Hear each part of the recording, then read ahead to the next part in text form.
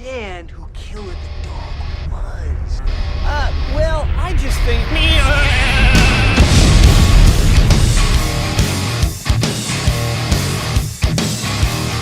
What's up, Mike? Jim, what's happening? How you feeling today? I'm doing good, man. I'm doing really good. How about yourself? I'm doing all right, too. You know, a little daily reminder last night about nature. I should send you these videos. They were sick. So I'm getting caught up in, dabbing towards the Roman Empire, watching baseball. And I'm like, do I really want to get involved with this madness? And then I was like, I can't explain the feeling. And then all of a sudden, the loudest thunder you could imagine, an electric light show over my head. I went Facebook Live last night, or the other night, whenever it was last night. I was there. I watched it. Yeah, and that was just minuscule, but I felt like that was God's way of going, you want to see some real entertainment? I mean, the lightning bolts they would shoot across the entire sky, and then it was like, and the echo would just go and go and go. It was awesome. I gotta say, it was freaking awesome. Dude, those storms are great, but nothing beats the ones they have in Florida. They're something else. I've seen the Carolinas have some sick shows, but I don't think I'm not sure any place beats Florida. It's nutso. So anyway, that was that. And so I'm excited today, and I'll tell you why. And again, once again, all the people that have viewed the comedy special, Somebody Had to Say It, I just cannot thank you enough. And it continues. It hasn't. It just keeps coming and keeps coming and keeps coming. So a lot of people need to laugh, and a lot of people enjoyed what I was putting out there. I will have some more stuff to put out there very soon. I was toying with advertisers. I feel dirty, but I do have some cool advertisers that want to jump in. They're like, hey, man, just do it your own way. If you're not into the product, blah, blah. So I'm warning you now, that's probably going to come. And I can guarantee you it's not going to be anything too corny or weird or whatever. And if you want to advertise, let us know. Is it Pizza Hut? It is not Pizza Hut. I will tell you that right now. There will be nobody getting pushed into a pool. For anyone who really gets that reference. But no, there's a company that I already have an idea what I want to do with it. Like I have friends that if I give them a product, they'll be brutally honest. And I think the following too, they just want to support you. And I'm starting to learn that more with Patreon and even here on the Breuniverse. So many people, they're just happy for you and they want to support you. So no matter what I say or do, they'll figure it out as long as it's honest. So when the madness all kicked in a couple years ago, I would follow certain people on Instagram, and I really liked some of the message they had, or if it was thought provoking, and it really made me think deeper and broaden my whole thought process. And a lot of them were spiritual. A lot of them were just mind-blowing. Some of them were conspiracies. Some of them, and still continues to be, or just theories in general. But I started watching this one guy, and I followed him, and he had his own products, and he was really into eating right and doing the right thing, and not only that, just mind, spirit, and all that. And he would always put out things, and I really get jazzed up about some of the stuff. And I actually reached out to him. I said, hey, I love what you're doing. Please keep doing what you're doing. And then I watched him go through this whole process of he would get these products, like natural products, and I would learn from him, and then he ended up opening his own store. And I really, part of me was like, I'm gonna go there, I'm gonna show up, it's gonna be weird,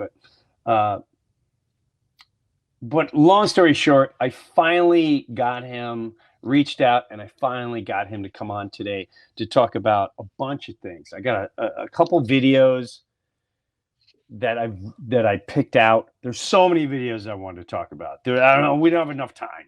We just don't have enough time. And I'm going to, and I hope I don't pronounce his name wrong, but we're going to bring him on right now. Please welcome Mazani. Did I say that right? Yeah, you said it right. You said it right.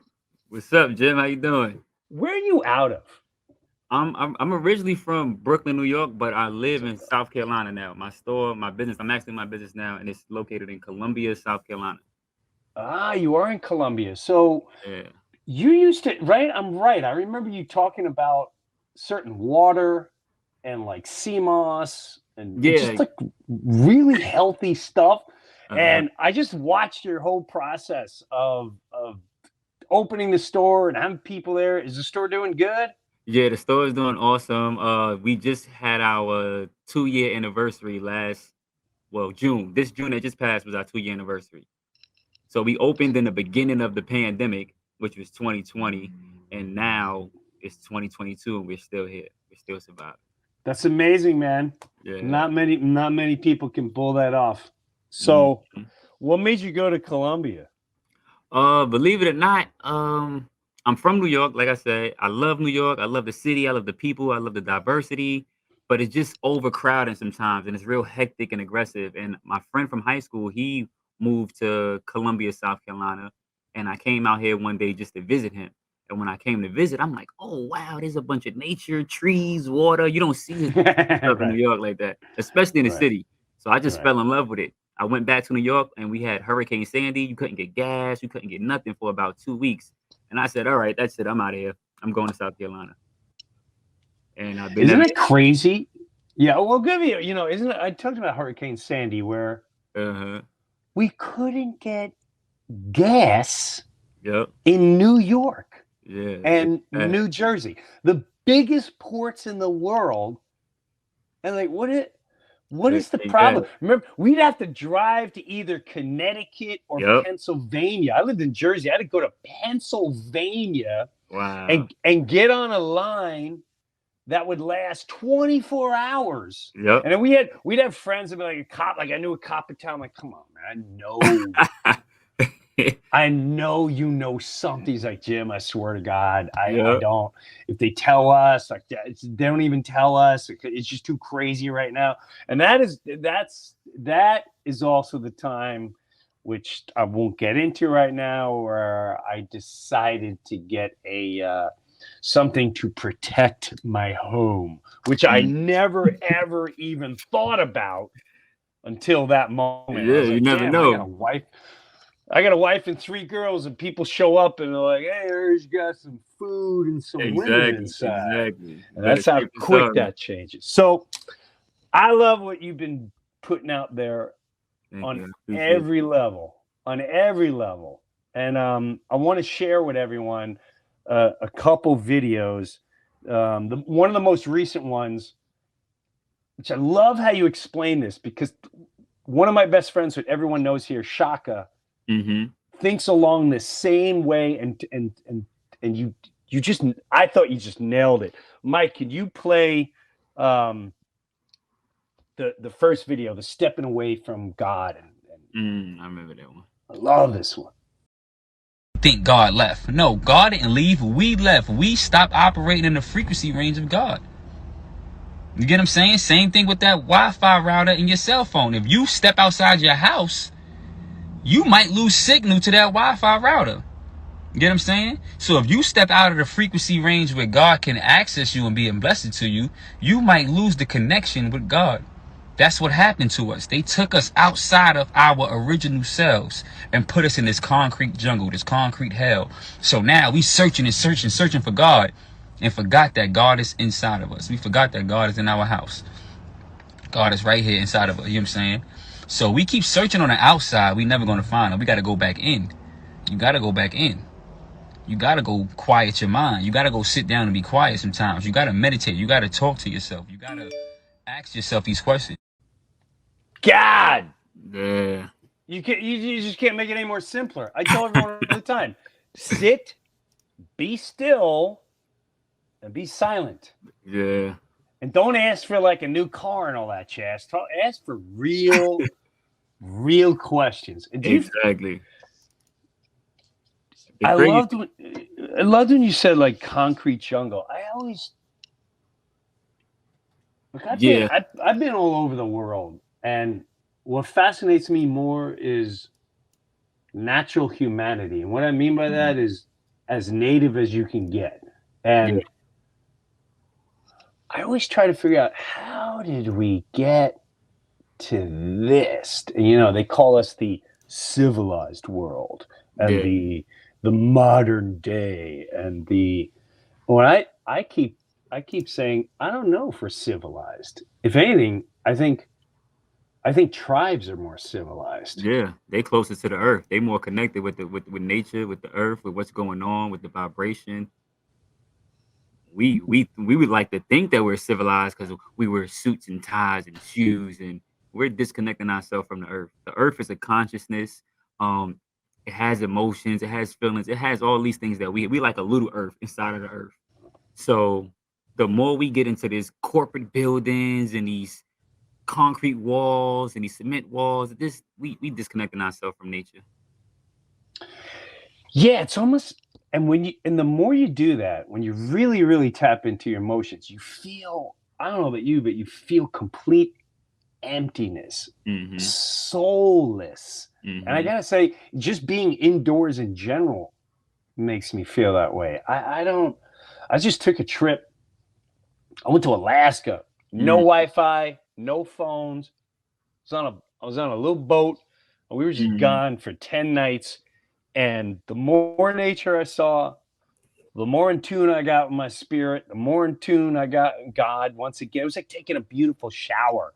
And it was and I've been in a funk since I've been back, because it's like the more I look at the madness around us, it just, I don't know. I don't know what it is or where it's going. I guess all we can do is just hold on to what we have and hope that people eventually catch up. But I don't know, Manzine. Yeah, that might be they might have a lot of catching up to do. Is that something that's been inside you your whole life, or is this something that you taught or learned? I think pain and trauma and, just going through situations, going through life teaches you. Like, pain is a teacher as well. I always say there's two types of teachers. You either got a parent or an adult that's trying to guide you, and then you got pain and suffering because you were too stubborn to listen to that parent or that adult.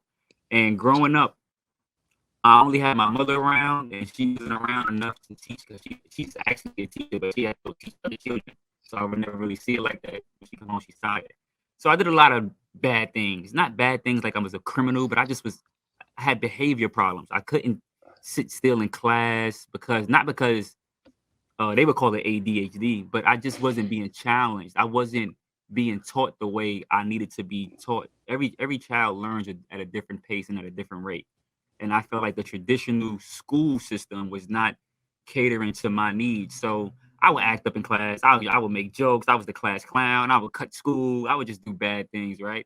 And sometimes the bad things led me into trouble.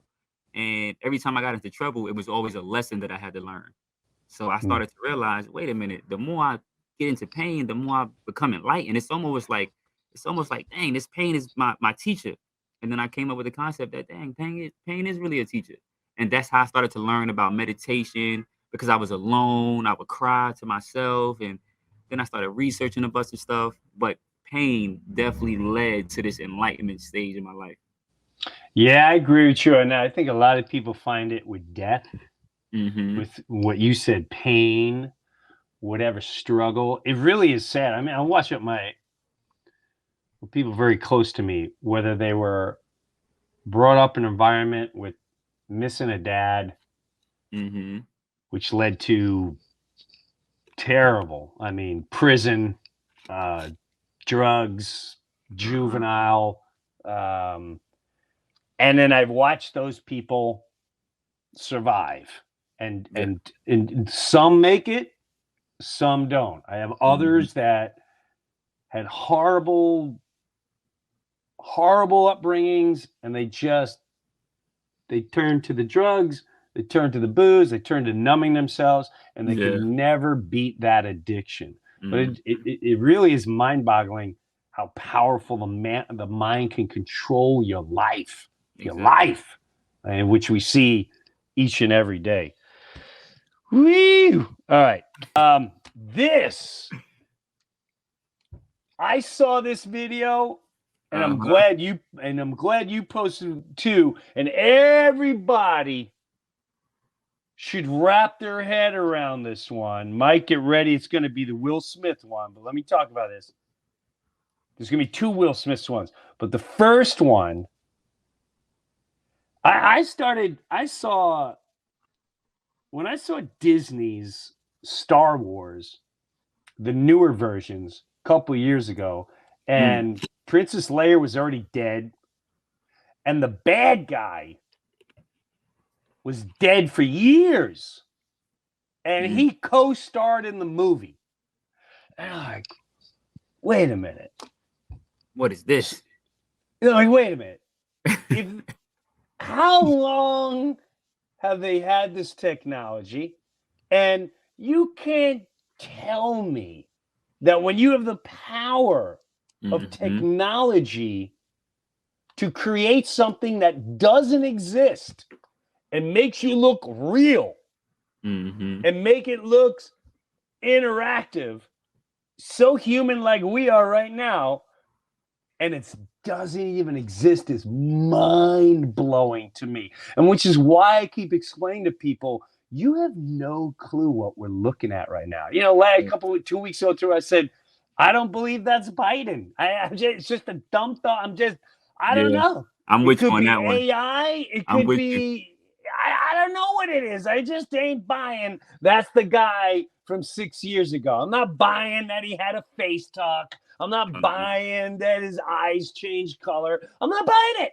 Call me a freak. Call me whatever. That's just me. I'm wet. So watch this video, because this video should make you, and listen closely to what he says. This is supposedly Will Smith. Listen closely to what he says.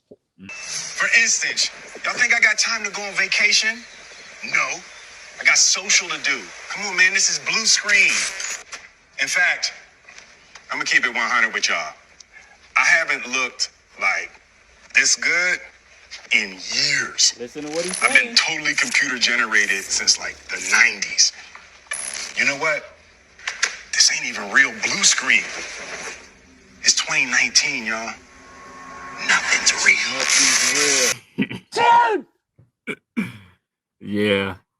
He says the power of perception. Yep. That's a huge statement. And then he says, I haven't looked this good for years. I've been computer generated. What did he say? Since the 90s. Yeah, this technology been around. See, most people will see that video and they be like, oh, it's just Will Smith. He's just joking around. That's what he does. And then you got your conspiracy theorists like me that'll be like, you got to start holding people accountable for what they're saying. And then you got to just do research. And I start to do research on a lot of these videos. And they have this technology. They have, you can go get a clone. You can buy a clone. They have it for like $1.2 million, depending on what you, what kind of clone you want. What? Yeah, this technology is out there. They put in it's this new TV show called Westworld. You gotta go watch it. They talking about everything that's happening right now. It's on Hulu. It's called Westworld. And this is their way of exposing the truth, but they expose it in the form of entertainment. So we see it, we laugh at it, we just think it's a TV show, but they're showing you what they're doing. What do you mean you can buy a clone? You can buy a clone. Now a regular person can't just go buy a clone, But if you're rich and you're wealthy, you can have yourself cloned. You can have yourself. They had cloning technologies since the 20s, since the 40s. Have you ever heard of Nikola Tesla? Right. He had so much technology, and the government got his patents and things like that of that nature. But they had cloning for a while, for a long time. And here's just another theory, right? People eat meat every day: chicken, beef, pork, whatever animal you decide to eat. It's your preference. I don't. That's not me, right? But just think about how many restaurants. Let's just name one restaurant: McDonald's. It's over 100,000 McDonald's around the world. Do you have that much cow beef to feed the entire world 3-4 times a day? Where's this beef coming? Cows don't reproduce at that rate. You get what I'm saying? Where's this beef coming from? And it's just a good question. And then when you start to add research to it, it's like, I got you. This is what's happening. Wow. So I started thinking about the whole meat thing. Mm-hmm. Like, how much meat can you have out there to supply the world nonstop Every day in all these fast food markets? And that's not even counting once you get the sub fast food places. Mm-hmm. There, you have your McDonald's, your Burger King, your Wendy's, whatever. Chick-fil-A, Chick-fil-A, all those jazz. But now there's even little ones that are breaking out here and here. Five Guys and stuff like that. Like how it's impossible. It's impossible to feed that much every day. It's pure lunacy. And not have a shortage on cows. But now I kept, some people talk about the cloning, and I'm hearing it more and more and more and more. They're really putting it out there, the cloning. And so you looked up where you can, if I'm worth $40 million, I can go to a company, which I think Bill Clinton talked about it. Bill Clinton, there's a speech with him talking about cloning, or someone's talking about cloning. That was a high up, either president or something. So you can, if I'm worth a lot of money, I can go to a company and I say, I want to be cloned. But what comes out of it? Like what? A human? A duplicate version of yourself. And they have it in different stages too. You can have a teenage version of yourself cloned from your DNA. Your DNA is real powerful. Once they get your DNA, they can make a duplicate you. I'm talking about a duplicate. I mean, even if we talk about this Joe Biden, right? Yeah. To me, this is my opinion. I'm not going to say this is factual. No, it's all opinion and all conversation. That man is a clone. If you look at Joe Biden, the different stages of Joe Biden, he starts to look different. He's experiencing dementia. Like it's just so much going on that it's like this is not the same. At one video, he had a mask. It was like the mask, and it's like he had a mask. It's like, yo, who is ended this here pretending to be Joe Biden? Yes, I saw that. It ended like right by his neck. Yeah, and you had some people in the comments. They was like, "Oh, it's the lighting in the room." I said, "Come on, y'all. You can't be this naive. You can't be this. I mean, gullible. People just believe whatever they say." Yeah, Mazani, listen, people are this gullible. I learned that through COVID. I learned immediately. I mean, I knew people were gullible. I knew they'd believe anything. But I really saw it once this whole madness kicked in. Wow.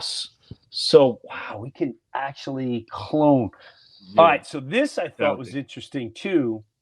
So this maybe is the real Will Smith right here. You felt that the government was deliberately spraying cold germs in subways, was deliberately trying to make people ill with the AIDS virus.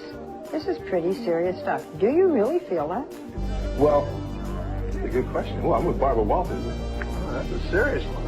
I gotta, because people are going to chase me after this. People are going to chase me. I believe that it is quite highly possible that the AIDS virus is a result of genetic warfare testing? By American agents? Absolutely. Mm-hmm. Now, I vaguely remember him on Barbara Walters, but it always seems when they hit a certain plateau and they start realizing and saying certain things, Mm-hmm. the whole distraction and the whole different part of that person comes. So now you got my mind thinking, I don't even know if Will Smith I don't buy one bit that was Will Smith at the Oscars. You can't pay me enough money. You're gonna have to convince me that was the Will Smith that came out of Mrs. Smith's wound, Mm-hmm. and that's the real human being that was at the Chris Rock and the blah blah blah. To me, that was a full blown weird clown show. Yeah, that was the ritual. That was a whole ritual.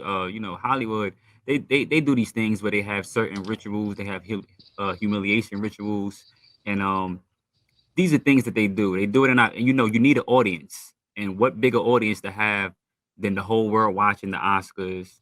Even if you look at the ratings on that show, the ratings were down tremendously. But once everybody heard about that smack, everybody started tuning in. People started watching it. So it was a ritual to get people engaged. And they pull off these rituals with media.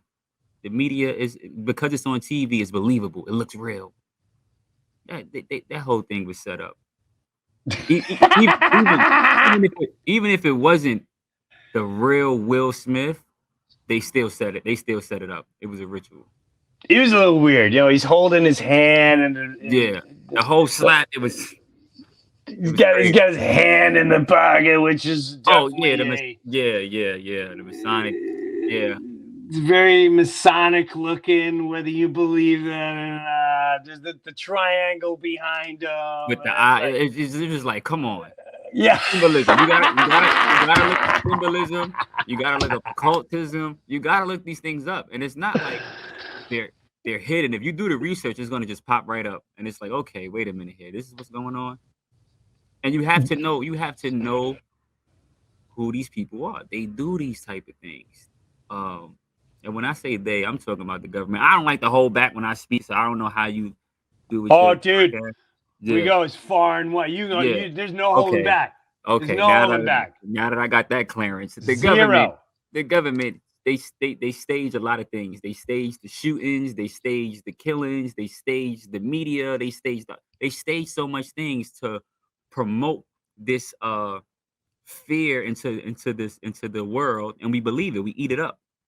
Mm-hmm. You do it with politics. I call it politricks.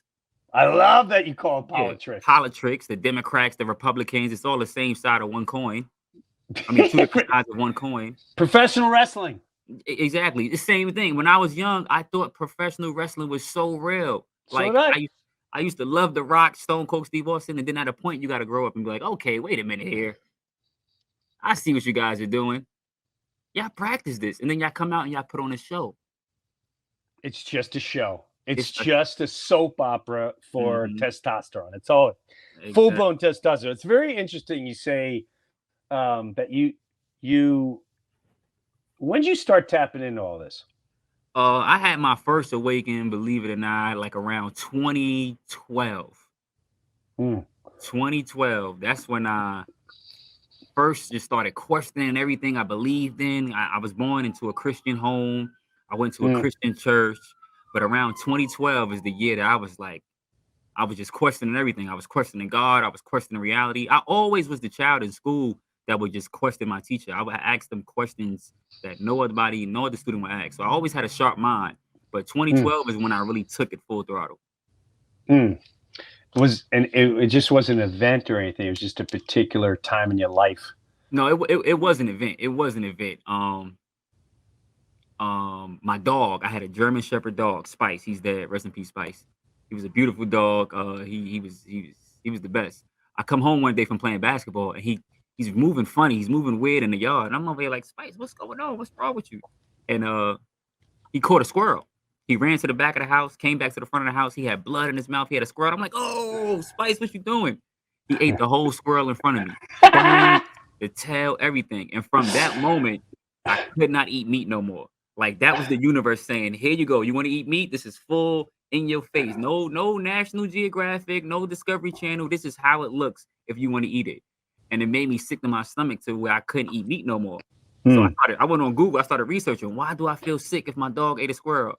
And then I started seeing things about veganism, our stomachs, our teeth, our digestive system.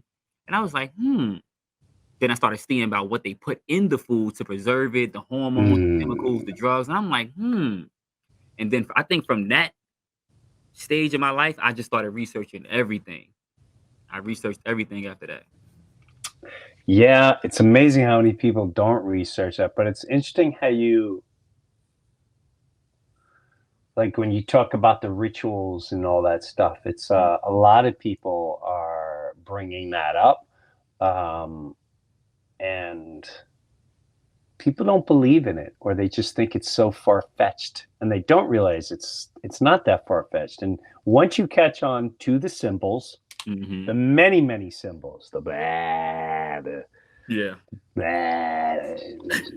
eye. Every artist had an album cover with one eye.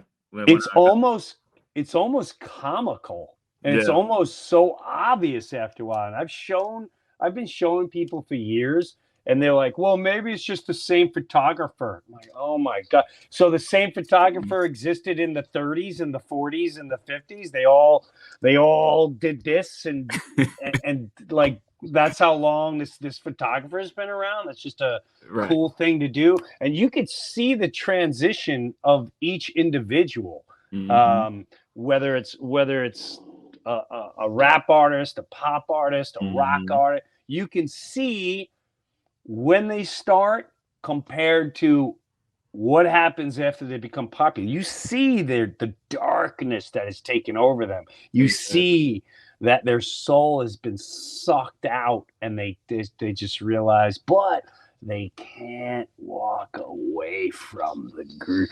Don't you want this? You know you want this. It's so hard to walk away from a surf and turf, $120, 20-ounce lobster tail with filet mignon, charbroiled, and shrimp, and the biggest people in the world are catering to you, and you own the world. You want to get on that boat?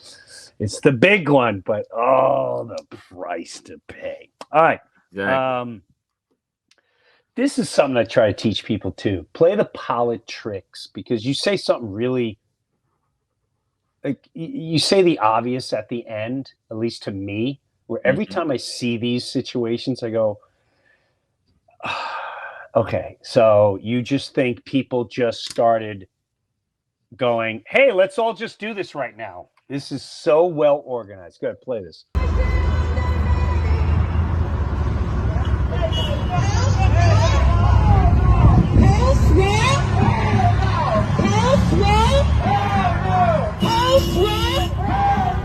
Hell no!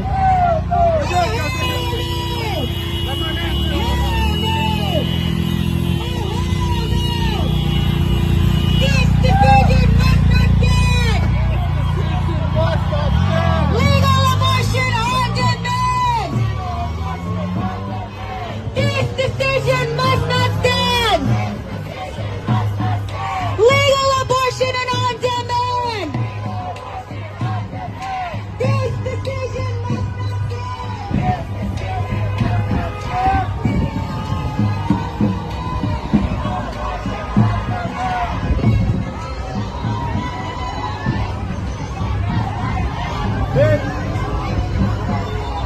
Like, people are stupid. You don't think they're paid? Definitely. You don't think this was well organized? It's a sham. It's a way to, and the media just happened to be like, happened to be there. Oh my God, the stupidity that people buy these events, hook, line, sinker, is mind blowing to me. The only thing that I feel good is that this thing didn't take off. It didn't take off whatsoever. It really didn't. Mind you, that was in a city where abortion is legal. So it wasn't even no reason for them to protest. Abortion is legal in California. And then that's right. That's even more the stupidity. You're fine. What are you doing? This what didn't affect are you you at all. doing? Oh my God. But there's one that I learned a long time ago. This may be my favorite one. And I feel like a lot of I'll say white people, a lot of people in general, because it's not on their radar, may not understand this. Where I feel I had a very close glimpse of this in 1992, 3, 91, 92, 93, when I was on the Uptown Comedy Club in Harlem. I learned a couple things, but play this clip. Move just one black family into a decent white neighborhood, and the other homeowners will throw money at you faster than you can count it. Negroes aren't stupid. Given a choice, even they don't want to live among other Negroes. Nothing more American than people willingly paying double for something they can't afford in the first place. And what happens once they realize they have been swindled? Well, you could always ask Miss Koister if you could borrow a sanitary napkin. If they make their mortgage payments, we win. If they default, we win. Oh, you pray they miss their nut, and then you put those houses right back on the market. At another markup. And by this time, it's an all-Negro neighborhood. An entire population of Negroes who can't secure traditional mortgages. Do you need an abacus? Uncle, 6%. Oh, there you go. So this is how they did it. This is how white people created the hood. This is how white people created the ghetto. This was done purposely. They wanted to turn black neighborhoods into prisoner-making machines. Wow. Now, what is your thoughts on? Clearly, that meant a lot, and I'll say what I have to say, but. You know, before I even ask you, I just remember I sat in the car with Tracy Morgan, and you know, we caught a buzz, and we were sitting there listening to soul music and rhythm and blues, and he was telling me how he grew up in the hood, in the ghetto, and I didn't really believe him 100%. You know, he would say it, but he was also very animated, very funny, and yet very deep and spiritual. And we started picking each other's brains, like real life conversation. And I remember asking him, you know, he was basically saying, Jim, I can't get out of here. So why do you say that? You can go wherever you want. And he goes, there's no incentive. He goes, look at our neighborhood. Look at what we got here. There's some bodegas, there's Chinese place. Everything's fried. Everything's here to kill your cholesterol. Everything's here to booze, and they pay us. Who pays us? The government pays us. He says, each one of my kids, I get a paycheck. And they send me cheese. They sent me government cheese. I went, what? And we were laughing. You know, I was like, is it good as Velveeta? I'm like, I eat Velveeta cheese. I'm not in the government. And we had some hard laughs, but it also fascinated me. Like, what do you mean you get paid? What do you mean you get a check per kid? Say, I get a check per kid, whether I stay or not. You know, it's like money. I'm like, what? And then I also remembered, you know, I remember watching someone get shot. And I was more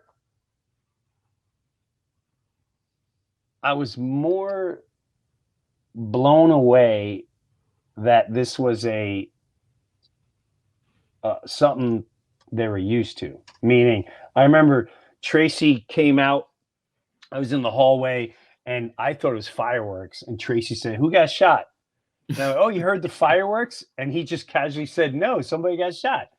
Just like that. And then he looked across the street. He said, "Oh, damn, he's across the street."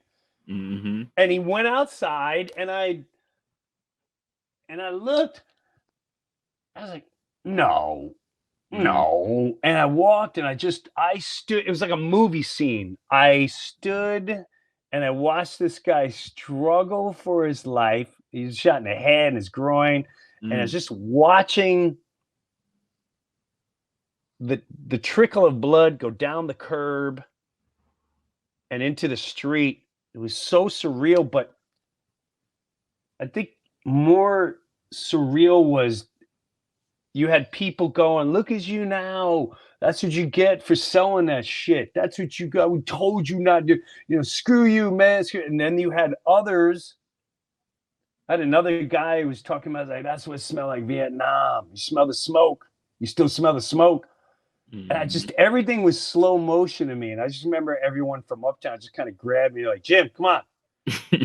Jim, come on. Jim looks fucked up. Let's go. And that whole time, and I got to say the love and all that, I only get into all that too. The love in that community, once they realized I didn't have any fear and I had nothing but respect. I loved going there. Loved going there. Anyway, I just thought that video struck a chord with me, and it brought me back to that moment in time. And I always kind of wished where people from all areas can sit down and have the deepest, most honest conversation, whether they're getting stoned or just hanging out, whatever it is, and just talk the way everyone sees it and feels it in the way it is. And then how do you move on from there? Exactly. I think, to be honest, I wish the world was like that. You have some groups. You have some. I've been to an event where the way you described it is exactly how it went. People would just go, they get high, they just have a beer or something, and everybody talk. It'd be different races, different people from different parts of the world, and they just talk about how they feel and their experiences. And I sat in on one, and it was great conversation, and nobody took offense. Nobody was egotistical or pumping up their chest or demanding respect. It was just people just saying how they feel, and that was a beautiful thing. But the world can't handle that because they're controlled by the media. And you say one wrong thing, whether it's your truth or how you feel, you're hurting somebody's feelings, and now you're a sexist or you're a homophobe or you know what I'm saying, you're something that, like, I'm just describing something here. You know what I'm saying? Yeah. It's all categorized. Yeah, it sucks. It sucks that you can't have freedom of speech, even though you're supposed to have freedom of speech. Yeah. And I still feel like they do everything in their power to keep everybody separated, whether it's class or race. And when I say class, I do remember because what happens is when you start making certain finances, and I remember even Tracy, once he got Saturday Night Live, he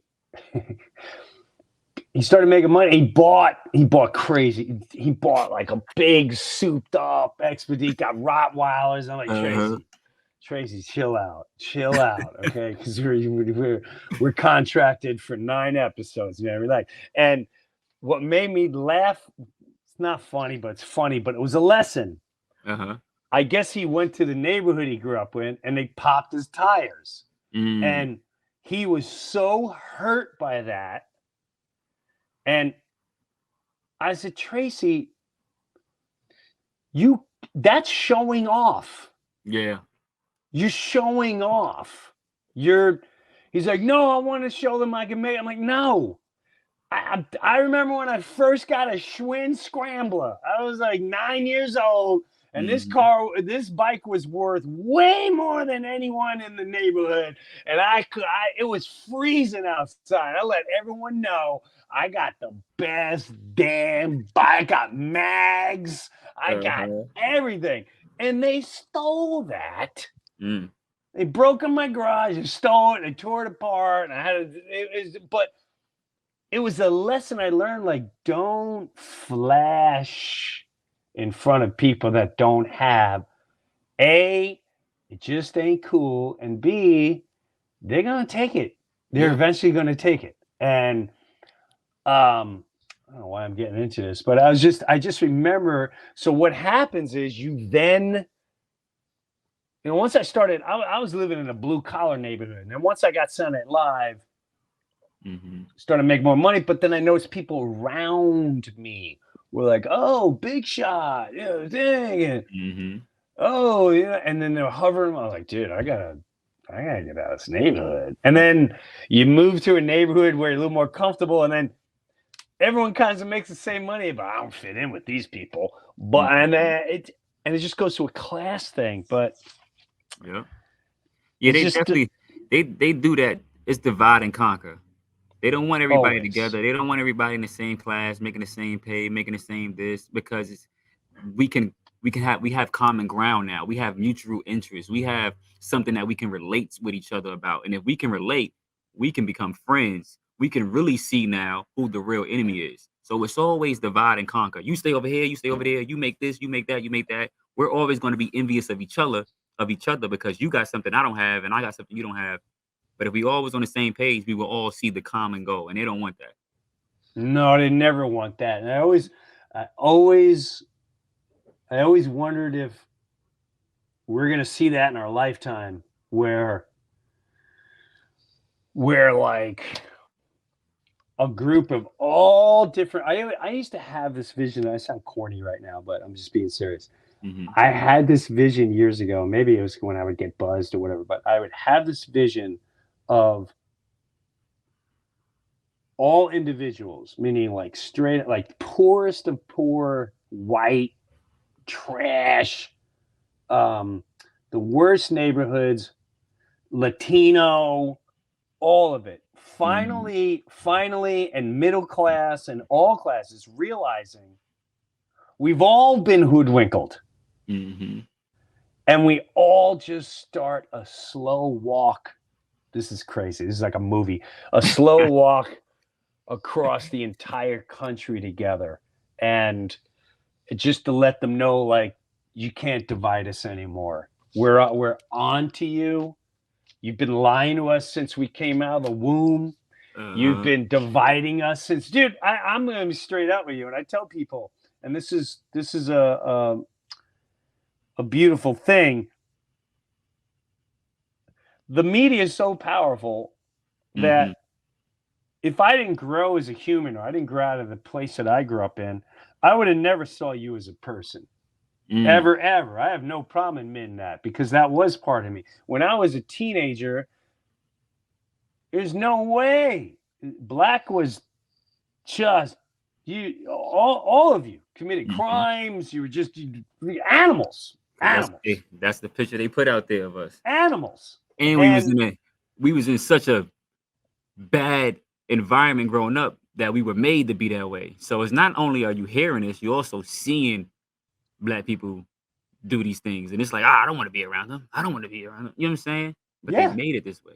Yes, 100%. And what changed my life was getting that show, the Uptown Comedy Club in Harlem. And people always say, was Saturday Night Live the best? I go, no, Uptown Comedy Club was the best. And the reason being is we created such a beautiful, I don't even know how to say it. It was just such a beautiful time in life, getting to know so many different people. Everyone thought I was a cop. I'd go out in the corner and I'd have Jamaican, that's another thing. I didn't even know there was different. I didn't know there was West Indian black and this type of black. And the Jamaicans would tell me the Haitians were lazy and they're the ones that caused all the problems. And the Haitians were like, no, it's them. I'm like, listen, man, I ain't a cop. I'm not here to bother anyone. And then it was such a beautiful time, but then where it really, really struck a chord and made me grow spiritually, mentally, all that, was when I went back to the area I grew up in and I wanted to spread out my peacock feathers. because the show was on now, and I'm on television. I got out, and I'm on television. Yeah. And I went to a local bar, and I saw someone from high school that was extremely popular, and I used to really look up to. And I told the bartender, like, hey, man, can you turn on Channel 5? You know, it's the Uptown Comedy Club. You turn on. I'm just kind of sitting, looking around like, who's going to notice? Who's going to notice me? And this guy and his three friends were next to me. He's like, hey, man, I'll never forget this the rest of my life. He didn't say congrats. He said, in just a disgusted, pure disgust, what's it like working with all them? And I went, that's when I went, and my first reaction, I went, no, man, you don't understand. That's like the best time. You understand? I can hang out there, and dude, you understand? That's Yee, and that's Kevin, and that's Maceo, me and Maceo. And he looked at me, and he went, oh, I'm making you say that because they pay you now. But instead of trying to convince them, what I learned at that moment in life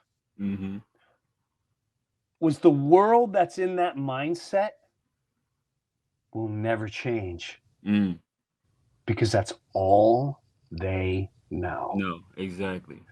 And that was me probably 5 years prior, if I never left.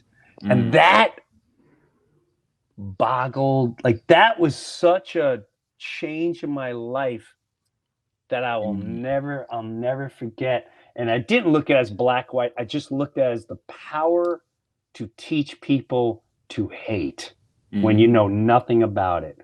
Exactly. Nothing about it. It was yeah. Well, dude, I'm gonna come visit you. I gotta come visit. Yeah, come out here. I'll be out here. I'll be everywhere, but my store, and I live out here, but I'm actually going to New York. Tell everyone about your store. Can they order online? You got really cool stuff there. Tell everyone about we your got store. all types of stuff. We got sea malls, detoxes. So I opened up this store because I was really into spirituality and natural holistic products, and you couldn't find it really nowhere down here besides 1 or 2 stores. It was like a shortage of these type of stores. So I said, you know what, I'm going to open up mine, and that's when COVID and everything was going rampant online. And I knew a great herbalist. He does a terrific job. I'm not an herbalist myself, but he's my herbalist, and he makes up a lot of my products for me. But I sell clothes, copper, incense, jewelry, sea moss, alkaline water, crystals, sell a bunch of things. And you can order online. The website is www.unklifestore.com. Unk is spelled A-N-K-H, not Unk like U-N-C-E, like uncle, but it's A-N-K-H, like the cross. Yeah. Yep. You say a lot of amazing stuff, man. I love what you put out there. And I hope we get to connect. I hope we get to connect. I appreciate you recognizing me and reaching out to me and inspiring me to keep up the good job and spreading knowledge. And that's a big thing. Support is a big thing because so many people will make you try to seem like you're crazy because you're trying to help them and trying to wake them up. So for a random person, not calling you random, but just for a person that don't know you from nowhere, sends you a message and say, hey, man, keep up the great work. That makes everything in the world. You know what I'm saying? That makes me feel great because it's like, dang, at least one person get where I'm coming from. And I'm not doing nothing but trying to help. No, I heard you loud and clear 2 years ago. I think is either a year and a half, 2 years ago is when I first reached out to you. And I remember I didn't say I didn't say like, hey, I'm an actor, blah, blah. You went, you responded going, you that dude on Have Baked, right? Uh-huh. And I was like, yeah, no, that's me. I know. Yeah, that was a long time ago. But yeah, I am the guy from Have Baked and Chappelle and all that. Yes. Yeah, that was my movie. That was my movie in high school. That was a lot of people's movie. It continues to be a lot of people's movie. It was I'm not gonna lie to you, that was a great moment in time putting that entertainment out. I remember just reading the script. I don't think I ever laughed so hard just at a script. I remember Chappelle came to me. He's like, Jim, you got to be in this weed movie, man. You're gonna knock this side. He said, you don't even need makeup. The way you look, you don't Everything. you're got gonna it. crush it. And he did. We crushed it. It was amazing. Mazani, thank you. No problem. No I problem. appreciate you. Anytime you want to do another call, another podcast, we get on the phone, we chop it up. You know, I got tons of topics to talk about. So, bro, anytime. I feel like you held back a lot today. So I we're kind of held back because I didn't know your audience, and I didn't want to be like, okay, these people can't handle what I'm about to say. They go listen, conspiracy theorists. Listen, you don't know. Put it this way: I had one of my shows taken down. Enough said. Yeah. Okay. We go for it because we are the ones that ask questions. We are the ones that question everything. We are going deep and going far. We are exposing, trying to wake humanity up on every single level, every single class, every single race. It's up to us or it's over. Jim. Exactly. It's over. Exactly. And we got to keep doing it. So I support you. And next time we're going for it hard. We're going in. We're going to dive deep next one. They're not gonna be able to be ready. They ain't gonna be ready for me and you. Have a good one, man. Be safe. All right, brother. I appreciate you. Peace and love. Back at you. Yeah, I could tell he held back a lot because again, he don't know our environment. So now that he knows our environment, I feel like the next couple I might have to, you know what? I'm going to invite him on a bunker. We'll have to do a bunker and see if he has. I think he'd do really good on a bunker. But I'm being honest about that Uptown Comedy Club thing. It taught me a lot about life, culture, race. About respect. It's really just we have to examine that more because clearly, in my opinion, they always go for the race wars. They always go for the riling up a certain community to divide us. Always. And I think it's time that we just, we don't get crazy. You don't do these. It's well organized what they try to do in the name of, we're going to make things better. Anytime it's well organized like that, I'm very skeptical. It's a very well paid, funded situation, which is coming to fruition. Just show kindness. Just show kindness. And if you don't get it back, so be it. Just keep walking. That's on them. And if I'm not gonna lie to you, there's times where I held open a door and an individual walked through the door with an attitude. I don't even say you're welcome. I don't say you're welcome. I don't expect them to say, I don't get mad when they don't say thank you. I don't get mad. That's on them. And one day, hopefully, they'll figure it out. But I know that just moments like that. Anyway, spread kindness, be good. Check out Mazani. Check him out. Might find some cool stuff on there. I've been following him for a while, and I'm glad I got to talk to him today. Be safe, everyone. We'll talk to you soon. Thanks for checking into the Breuniverse, and we'll see you next week.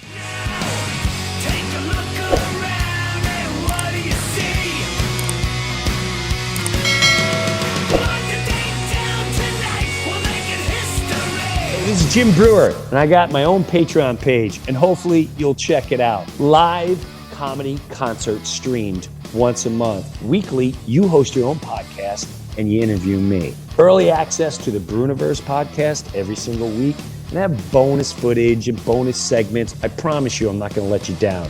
Go check out my official Jim Breuer Patreon page, and I'll see you there.